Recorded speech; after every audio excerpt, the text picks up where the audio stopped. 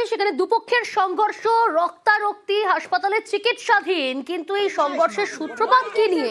চোপড়ার ছবি দেখাচ্ছি আপনাদের। দুপক্ষের সংঘর্ষ, রক্তারক্তি।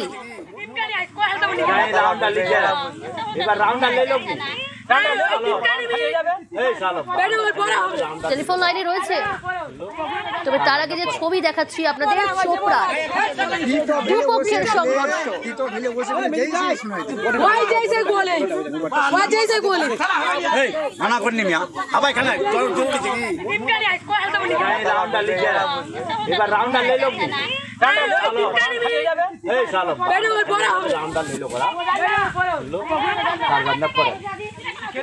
টেলিফোন লাইনে রয়েছে প্রতিনিধি চঞ্চল। চঞ্চল, এই সংঘর্ষের সূত্রপাত কি নিয়ে, কেন এরকম পরিস্থিতি তৈরি হলো?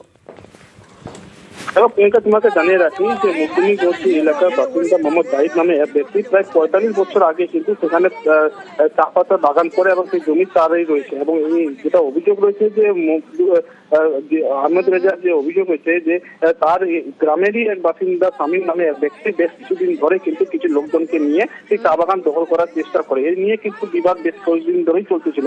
আর সেই বিবাদ মিটমাট করার জন্য একটি বৈঠকের ব্যবস্থা করা হয়েছিল, কিন্তু বৈঠক হওয়ার আগে কিন্তু দেখা গেছে সকালের দিকে সেই শামীম বেশ কিছু লোকজনকে নিয়ে সেই চা বাগান দখল করতে গেলে আহমেদ রেজার স্ত্রী সেখানে পাড়া দিতে গেলে তাকে ধারালো অস্ত্র দিয়ে আঘাত করে। এই ঘটনায় কিন্তু গুরুতরভাবে জখম হয় আহমেদ রেজার স্ত্রী। গ্রেফতার করেছে পুলিশ। দেখো পুলিশের তরফ থেকে এখনো পর্যন্ত যেটা জানা গেছে যে এখনো পর্যন্ত কোনো অভিযোগ হয়নি। অভিযোগ হলে তার ব্যবস্থা নেওয়া হবে এমনটাই কিন্তু চকতলা পুলিশ সূত্রে জানা গেছে। বাগানটা কেটে ফেঁকে দিচ্ছি, আমি ওকে বললাম, মেশিনকে বললাম, তা আপনি কেন ওটা আমার বাগানটা হাবাই করছেন? তো ওরা বলছে আমি পাচ্ছি এটা জমি, তো আমি করবো। মারপিট করছে আমাদের সঙ্গে, একাই আমি আছি। আমাদের পাটা এখানে কেটে ফেলে দিয়েছি ছুরি দিয়ে, বড় চাকু দিয়ে, হাবাই করা কাতি দিয়ে। সেমিম ছিল, মেজিদ ছিল, সাদ্দাম মারেছে আমাকে। বাগানের ঝামেলা, আমাদের বাগানটা ৪৫ সাল হলো আমাদের।